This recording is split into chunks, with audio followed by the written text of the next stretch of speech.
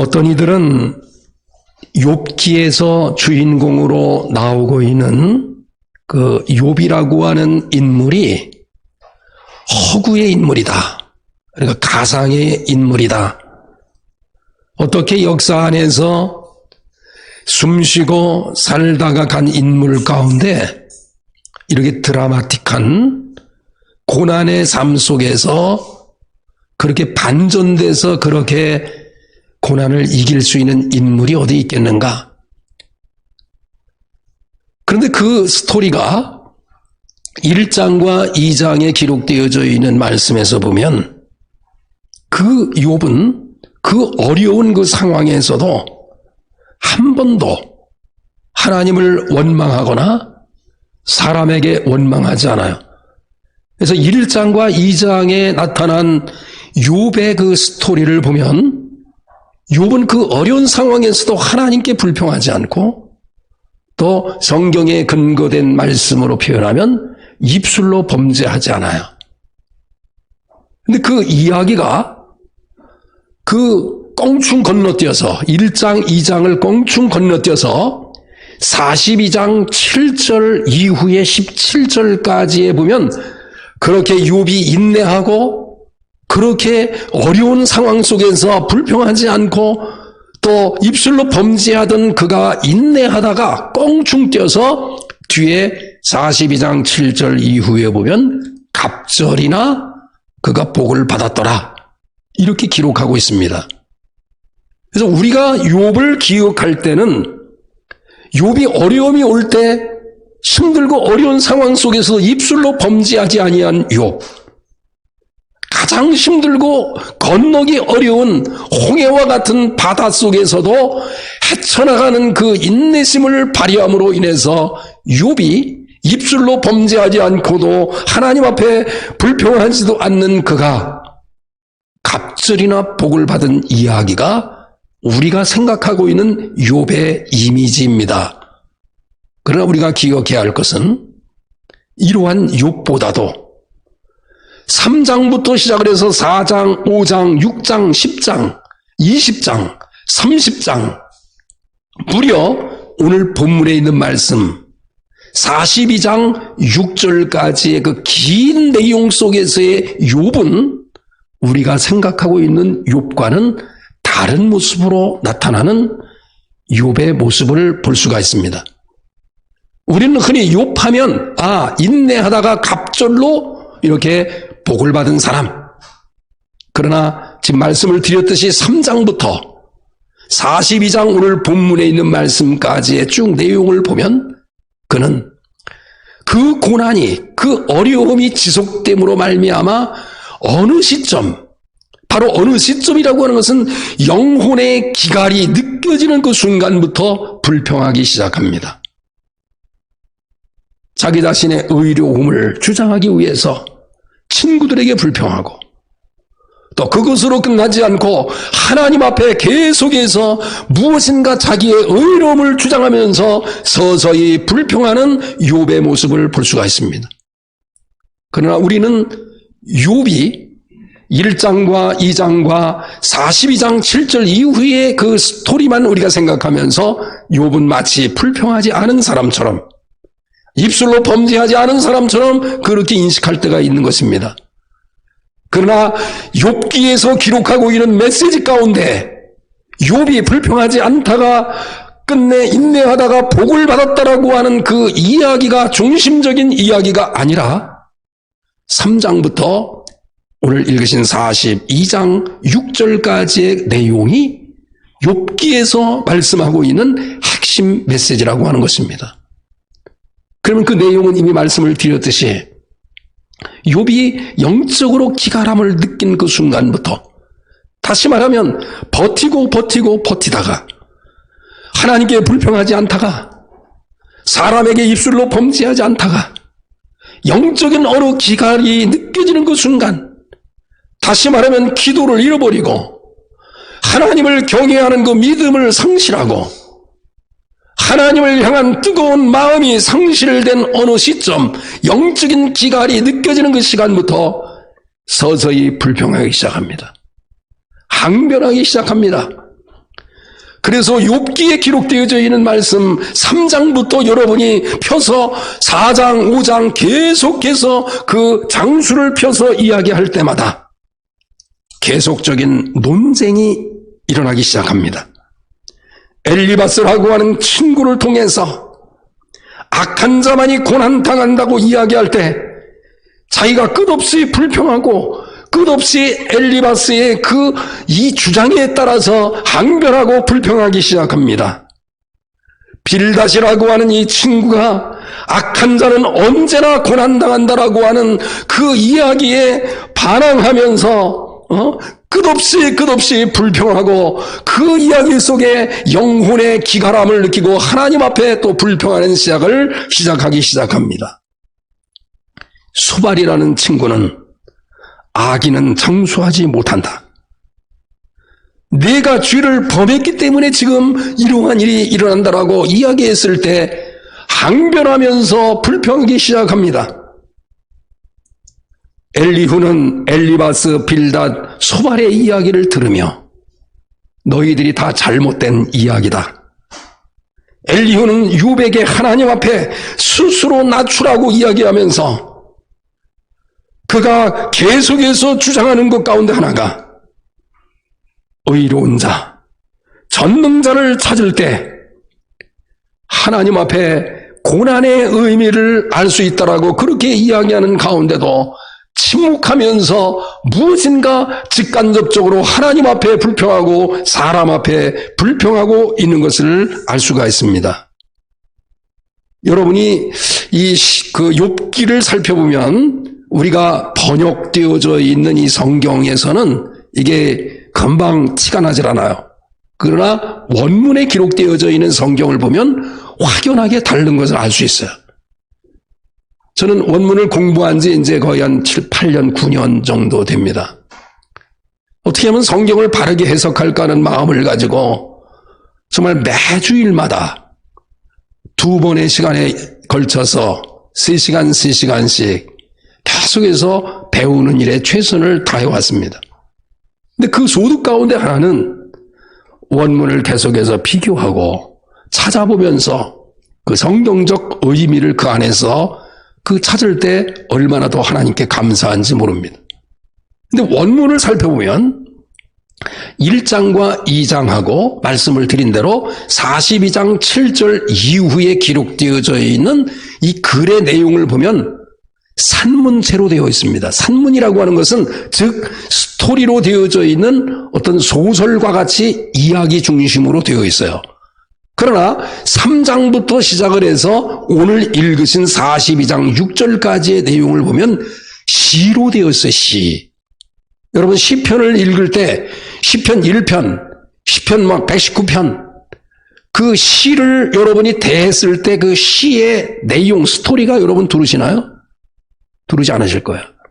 일단 시적인 언어로 되어 있는 것이 욥기예요. 그러니까 시편도 시로 되어 있지 않습니까?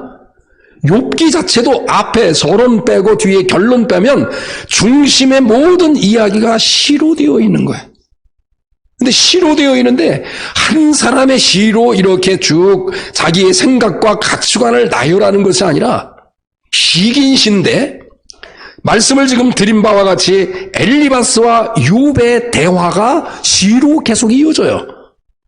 1라운드가 끝나고 난 다음에 다시 엘리바스, 빌닷, 소발의 2회전이 다시 들어가면서 서로 주고받는 이야기가 다 시기로 되어 있어요.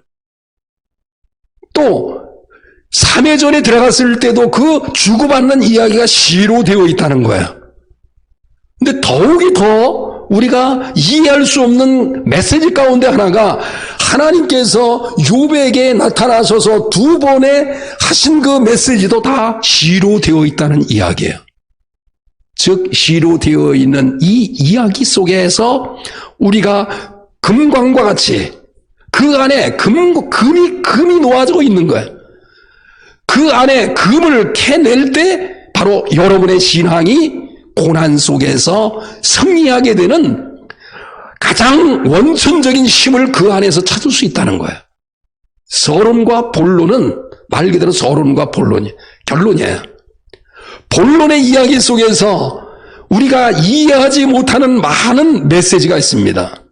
근데 그 메시지 가운데 지금 말씀을 드린 바와 같이 엘리바스, 빌닷, 소발과 이 욥의 언쟁이 계속되어지면서 고난이 어디서 오는가? 그 당시에 지혜자로서 대표적인 사람들이 엘리바스, 빌닷, 소발이었습니다. 근데 지혜자들이 이야기하고 그들이 주장하는 고난의 문제를 어떻게 이야기하고 있냐면 고난은 즉 죄와 연결되어 있다는 거예요. 엘리바스 신학자예요. 빌닷 역사가입니다. 소발 도덕가예요. 이러한 전문적인 지식을 가진 사람이 자기의 경험과 전통과 교리를 가지고서 다 짜맞추면서 고난은 어디에서 오는 거냐면 죄로 말미암아 온다는 거예요. 지금 욥이 고난을 당하는데 그 정도가 이만저만이 아니에요. 모든 재산, 재물을 한 번에 다 잃어버리죠. 한 자녀도 아닌 10자녀를 잃어버려요. 그 고통은 말로 표현할 수 없는. 가장 함께 있었던 일평생 함께 있었던 부인마저 하나님을 저주하고 차라리 지금 상황에서 그러나 가정도 깨졌어요. 자기 몸도 병든 상황에서 이 고난이 전통적으로 역사적으로 도덕적인 여러 가지 상황으로 볼 때 죄로 말미암아 그렇다는 거예요. 그러나 자기는 그렇지 않은 것 같아요. 근데 거기서 무엇인가 항변할 수 없는 괴로움이 거기서 찾아오면서 그 괴로움이 찾아오고 힘들 때 하나님 앞에 더 나아가 기도하고 하나님께 더 나가서 간구하며 하나님의 뜻을 물어야 되지만 영적인 기가람이 어느 순간에 찾아온 이후에 불평합니다. 그러더니 세 친구와 3회전 끝에 해결이 나지 않아요. 그래서 등장한 또 한 사람이 엘리후라고 하는 사람인데 엘리후가 등장해서 일단 그 욥과 세 친구와의 그 언쟁, 변론, 항변을 잠재우게 합니다. 그래도 마음속에 고난이라고 하는 것이 어디서 오고 고난이 주는 의미가 무엇인가를 알 수 없는 그때에 하나님께서 처음으로 그에게 나타나셔서 처음 하신 말씀이 38장과 39장이에요. 욥이 가장 힘들 때 하나님께서 그에게 나타나셔서 임재하셔서 그에게 함께해 주셔서 그에게 직접 하신 말씀이 38장, 39장입니다. 여러분이 38장 한번 슬며시 한번 이렇게 빨리 좀 한번 보세요. 38장. 이 과학을 좀 아는 사람들은 이 38장의 내용을 보면은 우리가 깊게 이해할 수 있어요. 38장에 보면 이 우주 삼라만상에서 일어나고 있는 어떤 법칙들, 자연의 어떤 이 신비로움을 쫙 이야기를 해요. 그러면서 뭐라고 말씀하냐면 이 행성들의 움직임을 봐라. 그 행성은 마음대로 움직이는 것이 아니라 하나님께서 어떤 기준점을 마련해 가지고 기준점을 통해서 행성들이 법칙대로 움직이는 것이다. 도량법을 정하지 않았느냐. 그리고 새벽별을 한번 봐라. 바다도 한번 찾아보고 너희들이 구름도 한번 바라봐라. 또 바다가 있는데 그 바다가 생성되기까지 샘으로부터 그 물이 계속해서 흘러나가서 바다로 가는데 그 이치를 한번 봐라. 31절에 보면 묘성이라고 표현하는데 이 여러 가지의 그 별자리, 북두성 이러한 궤도들이 움직이는 그 모습을 봐라. 이 구름이 형성되는 것을 봐라. 하면서 하나님께서 그 모든 과학의 어떤 법칙, 삼라만상 우주에 일어나고 있는 모든 자연의 어떤 이런 이치를 설명하면서 이러한 이치를 너희가 깨달을 수 있느냐? 욥에게 이러한 이치를 내가 알 수 있느냐? 이 이야기를 했을 때, 고난이라고 하는 것은 내가 알 수 없는 어떠한 이유가 있을 것이라고 하는 것을 깨닫게 돼요. 저와 여러분에게 있어서 하나님께서 직접 하신 말씀에 고난은, 우리에게 와지는 수없이 셀 수 없는 이 고난은 마치 우리가 우주 삼라만상에서 일어나는 모든 자연의 법칙, 이런 것을 알 수가 없듯이 고난도 마찬가지로 고난의 깊이 속에서 우리가 알 수 없는 하나님의 계획하신 뜻이 있다는 거예요. 저와 여러분에게 있어서 욥기를 대할 때마다 바로 고난의 의미에서 고난이 왜 오는가에 대한 그 물음 속에 알 수 없는 부분이 있다라고 하는 것을 여러분이 믿음으로 고백해야 된다는 거야. 이 이야기를 했을 때, 이 하고 난 다음에 또 이어서 하신 말씀이 동물들의 세계를 쭉 이야기합니다. 39장. 산염소가 새끼치고 하는 과정에서 그 신비로운 그 모습을 내가 알 수 있느냐? 들나귀가 노임을 받고 자유롭게 움직이는 가운데 그들이 살아가는 어떤 과정의 그 신비로움을 내가 알고 있느냐? 들소라든지 타조라든지 이런 것이 날개짓하고 하는 이 모습 속에서 일어나는 모든 신비로움을 알고 있느냐? 말의 힘을 너희가 뛰는, 말이 뛸 때의 그 힘을 내가 알고 있느냐? 매가 두 날개를 펴서 날개짓을 할 때 그 매가 하늘을 향해서 나는 그 가운데 그 힘이 어디에서 나오는지를 알고 있느냐? 독수리가 공중에 떠서 먹잇감을 보고서 그 일반적으로 200km 이상의 속도를 붙여가지고 밑으로 내리가 하강하는 그 힘을 너희가 알 수 있겠느냐? 라고 하는 이 물음을 하고 있습니다. 욥은 거기에 대해 답을 할 수가 없는 거예요. 그러니까 40장에 보세요. 40장에. 40장 4절에 보면 나는 비천합니다. 나는 무지합니다.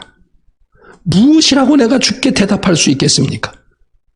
지금 수없이 친구들에게 아니면 하나님 앞에 계속해서 항변하다가 하나님께서 직접 나타나셔서 우주 삼라만상에 일어나는 자연적인 법칙과 과학의 법칙과 동물의 세계에서 일어나고 있는 신비스러운 그런 일들을 이야기했을 때 모르는 것이 있구나. 그러니까 40장에서 입을 다물어요. 이것이 첫 번째의 욥의 항변불평하다가 회개하는 욥의 모습을 우리가 살펴볼 수 있다는 거예요.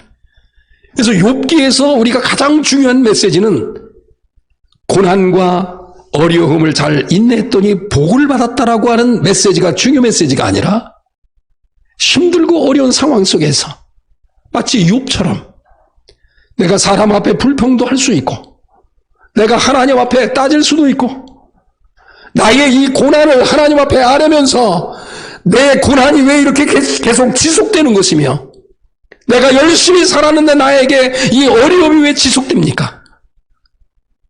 욥의 실상이 3장부터 42장 6장까지 42장 6절까지 지속되는 그 욥의 모습은 우리가 이해하고 있는 욥의 모습과는 다른 모습이에요.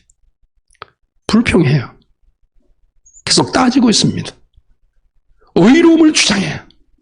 내가 열심히 살았는데 내가 하나님 앞에 성실했는데 여러분 욥기의 1장 1절 이하에 한번 보세요. 욥은 의로운 사람이라고 말해요. 차데크라고 하는 이 말은 보통 의로운 얘기가 아니에요. 하나님 앞에 정말 의로운 사람이에요. 상대적으로 그 누구보다도 욥은 의로운 사람이었어요. 그리고 정직한 사람이에요. 그리고 성실한 사람이었어요. 그런데 그에게 다가오는 이 고난이 지속될 때 처음에는 하나님께 불평하지도 않고 처음에는 사람 앞에 불평하지도 않지만 어느 영적 기갈이 되어지는 그 순간부터 불평에 나가기 시작하는데 그 불평은 셀 수 없는 불평이었어요. 그런데 사람의 이야기를 들어보니 다 헛된 것이었어요. 저와 여러분에게 있어서 우리가 인생을 살아갈 때 내가 헤쳐나가려고 하는 어떤 그 꿈이 있고 내가 어떤 꿈을 이루려고 할 때 사람의 충고는 말 그대로 참고만 하면 되는 거예요. 하나님의 말씀을 한번 들어보시면 그 안에 길이 있는 거예요.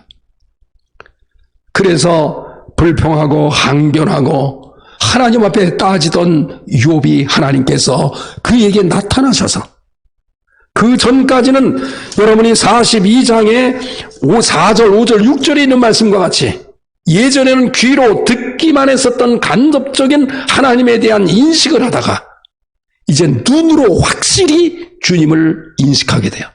주님이 임재하셔서 주님이 나에게 하신 말씀을 직접 듣습니다. 저도 마찬가지, 여러분도 마찬가지. 저도 청년 때까지 어렸을 때 부모님 손을 붙잡고 교회를 다니기 시작한 거예요.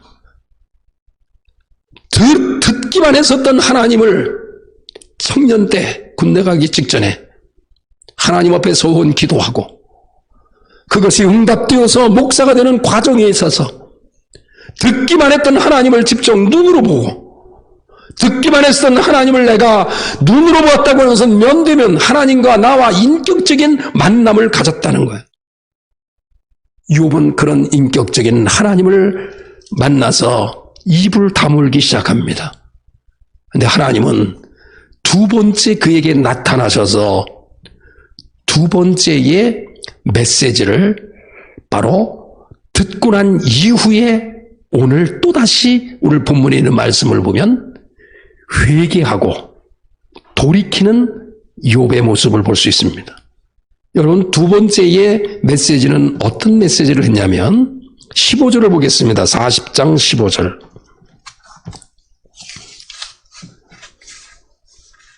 40장 15절 찾으셨나요?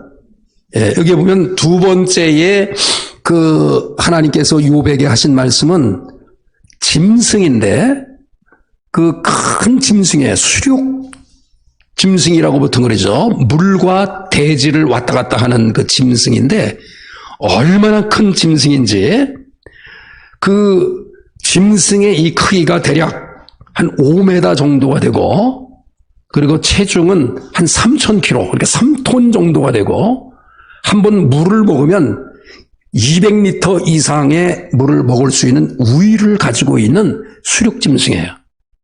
근데 성경에서는 두 짐승을 하나님께서 예증을 들어서 말씀합니다. 하나는 그 지금 읽으신 40장 15절에 보니까 어떤 짐승으로 예를 들었어요? 40장 15절, 풀을 먹는 베헤못이라는 이런 동물의 예를 들었어요. 아주 큰 짐승이에요. 그 다음에 41장을 보겠습니다. 41장에 보면 또 큰 짐승을 들어서 표현하는데, 그 짐승을 뭐라고 표현했어요? 41장 리오야단이라는 짐승으로 표현을 했어요. 성경에 기록되어진 말씀은 그대로 말씀을 드린 바와 같이 이 베헤못과 리오야단이에요. 근데 이것이 어떻게 상상할 수 없는 이런 고대 사회에 실존했던 이런 동물인데, 뭐 지금은 비슷한 동물이 없는 거야. 근데 번역을 하려고 하다 보니까 비슷한 짐승이, 베헤못은 하마. 그래서 영어 번역은 하마로 번역이 됐고요. 리오야다는 번역할 수가 없으니까 약간 그 특성을 말할 때 비슷한 악어로 이렇게 표현을 했어요. 그러면 하나님께서 이 두 짐승의 예를 들어서 이렇게 얘기하는 거예요. 이 베헤못이라고 하는 풀을 먹는 수륙짐승 네가 알고 있느냐? 아직 알고 있죠. 그 수륙짐승인 하마의 힘을 한번 봐라. 힘은 어디에 있고? 16절. 힘은 어디에 있고? 허리에 있고. 그 뚝심은 어디에 있고? 배의 심줄에 있고. 그가 꼬리치는 그 모습을 보니까 백향목이 흔들리는 것 같이 위력을 가지고 있다는 거야. 그리고 넓적다리 힘줄은 서로 얽혀 있어서 튼튼한데 그 뼈는 못관 같고 그 뼈는 쇠막대기 같다. 그런데 이것이 하나님이 만드신 중에 으뜸이라. 그러니까 짐승 중에 아마 가장 큰 힘을 가지고 있는 근육질의 짐승이 바로 베헤못이라는 거예요. 근데 베헤못이 하나님이 만들어서 그 힘을 과시하고 있는 것과 같이 너도 베헤못과 같이 내가 만든 너야. 내가 고난과 어려움과 힘듦 가운데도 고난을 이길 수 있는 힘을 인간에게만 하나님께서 허락해 주신 거야. 자연을 지배하고 환경을 이기고 심리적인 불안과 심리적인 아픔을 이길 수 있는 유일한 동물 중에 뛰어난 동물, 바로 사람인 거예요. 사람은 추위를 이길 수 있어요. 추우면 옷을 만들어서 입어요. 일반 동물은 그렇잖아요. 사람은 내가 더우면 더운 것을 이기기 위해서 에어컨이라든지 등등의 어떤 것을 이용해서 환경을 이겨요. 하나님께서는 특별히 이 베헤못과 같이 그가 이 세상을 살아갈 때 그 힘을 가지고 자기가 살아가는 능력을 갖고 그렇게 살아가게 하듯이 고난과 역경 속에 인간은 이길 수 있는 힘을 하나님께서 허락해 주셨다는 거예요. 그리고 베헤못에 이어서 리오야단에 대한 이야기를 합니다. 리오야단은 쉽게 말하면 악어로 생각하면 돼요. 악어는 그 주둥이의 힘이 얼마나 강한지 통나무, 입에 들어갈 수 있는 통나무를 물 때에 그 통나무가 아스러지는 거야. 만약에 악어에게 사람이 물렸다, 그럼 뼈가 다 부러지면 다 망가지는 거야. 그런데 하나님께서 리오야단에게 가지고 있는 이 주둥이의 힘을 누가 만들었냐고 하는 거야. 그러면서 고난과 역경 속에 잠자고 있는 욥에게 힘들고 어려운 가운데 내가 너에게 고난을 이길 수 있는 힘을 줬다는 거예요. 그 이야기를 들었을 때 42절에 통해 자복합니다. 바로 이 오늘 본문의 말씀이 그런 내용이에요. 한 번도 아니고 두 번에 걸쳐서 하나님께서 고난을 이길 수 있다. 그리고 고난의 의미를 우리가 생각할 때 이 고난에 어떤 고난이 왜 왔는가 우리가 알 수가 없다는 거야. 우리가 고난이 왜 왔는지는 알 수는 없어요. 그러나 고난을 이길 수 있다는 거야. 그런데 오늘 본문에 있는 말씀 보면 참 그 원문으로 보고 우리가 번역된 성경과의 차이점을 좀 보면은 아주 색다르게 우리가 생각할 수 있는 본문이 있어요. 2절을 보겠습니다. 42장 2절. 2절에 보면 욥이 여호와께 이제 고난을 이길 수 있는 힘이 있어. 그리고 고난이 왜 왔는지 이유는 알 수 없는 거야. 이렇게 얘기했을 때 이제 완전히 꼬꾸라지잖아요. 그러고 난 다음에 42장 2절에 보면 주님을 향한 고백이 있는데 첫 번째 고백이 이렇게 고백합니다. 주께서는 뭐라고요? 못하실 일이 없사오며 두 번째 무슨 계획이든지 못 이루실 것이 없습니다. 그리고 나는 압니다. 이렇게 되는 거야. 근데 원문에 직역을 하면 이렇게 됩니다. 내가 압니다. 이게 먼저 나와요. 내가 압니다. 내가 이제 알았습니다. 고난이 왜 왔으며 이건 내가 모르는 거. 그러니까 고난이 왜 왔는가 모를 수 있다는 것을 내가 알았습니다. 그리고 고난 가운데 내가 이길 수 있는 것을 내가 압니다. 이런 말이에요. 내가 압니다. 그런데 더 놀라운 고백은 뒤에 있어요. 당신께서는 모든 것을 할 수 있습니다. 이 말에. 근데 그 다음이 원문과 우리가 가지고 있는 성경에 약간 차이가 있는 거예요. 그 다음에는 이렇게 돼 있어요. 당신으로부터 온 계획이 그 어떤 상황과 그 어떤 고난이 하나님께로부터 온 계획이 억제되지 않습니다. 이 말이 바로 2절 하반절에 있는 말씀이에요. 무슨 계획이든지 못 이루실 것이 없다라고 하는 이 말은 원어적 개념에서 당신으로부터 온 계획은 그 어떤 것이 하나님의 계획을 억제할 수 없습니다. 이 말은 무슨 말일까요? 여러분이 고난이 오잖아요. 여러분이 살아갈 때 재산을 다 잃어버렸어요. 형제를 잃어버렸어요. 자녀를 잃어버렸어요. 잃어버린 거야. 자기 건강까지도 무너졌어요. 그런데 이 상황에서 우리는 어떤 기도해야 되냐면 3절, 4절에 들어가면 4절에 주여 내가 이 고난이 주는 의미라기보다는 이 고난이 하나님의 계획을 이 고난이 제어할 수 없습니다. 고난이 있어도 하나님의 계획은 이루어집니다. 이런 말이에요.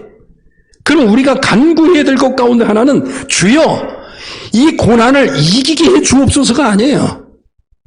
하나님 이 고난의 의미를 내가 몰라도 괜찮습니다. 이런 게 아니에요. 원문의 뜻을 통해서 보면 하나님의 계획을 이 고난을 통해서 알 수 있게 달라고. 이것이 기도의 제목이에요. 저와 여러분에게 있어서 수없이 셀 수 없는 고난이 오잖아요. 그러면 이렇게 기도하세요. 4절에 있는 말씀처럼 주여 하나님의 계획을 내가 알 수 있게 하여 주옵소서. 이런 기도하는 거예요. 고난을 이기게 해달라고 기도하는 것보다 주여 제가 하나님의 계획을 좀 알 수 있게 도와주옵소서. 그러면서 하나님의 계획을 이루어 나가는데 지금의 이 일이 장애가 될 수 없습니다. 물질이 다 빼앗겨도 그것이 장애가 될 수 없는 거예요. 하나님의 일을 해나가는 데 있어서. 자녀를 다 이뤄도 하나님의 계획은 이루어지는 거야. 자기가 수없이 아프고 고난당하고 해도 하나님의 계획은 이루어지시는 거야. 제일 중요한 것은 내가 불평하지만 입을 다무는 순간이 어느 순간이었어요? 고난이 어디서 오는가? 알 수 없다. 그걸 알았을 때 입을 다물었어.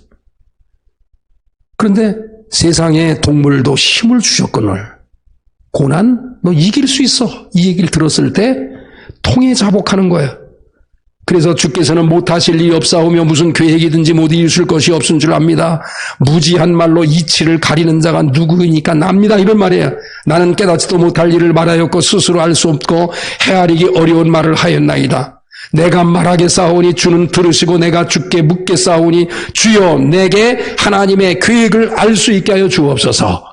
내가 주께 대하여 귀로만 지금 들었사오나 이제는 눈으로 주를 배움나이다. 그러므로 내가 스스로 거두어 드리고, 이 거두어 드린다고 하는 것은 쓸모없는 생각을 정지하고 이런 말이에요. 정지하고 티끌과 재 가운데 어떻게 하나이다? 회개하나이다. 그래서 욥에 대한 이야기는 불평하다가 하나님의 말씀을 듣고 깨닫고 입을 다물고 하나님의 말씀 한 번 더 듣고 난 이후에 하나님의 임재하심과 살아계심을 체험한 이후에 전적으로 회개하면서 하나님은 못하실 것이 없습니다. 그리고 하나님의 계획이 있으면 건강이 무너져도 재물을 잃어버려도 자식을 잃어버려도 그 모든 것을 잃어버려도 하나님의 계획은 어떻게 된다고요? 이루신다. 믿으시기를 간절히 축원합니다.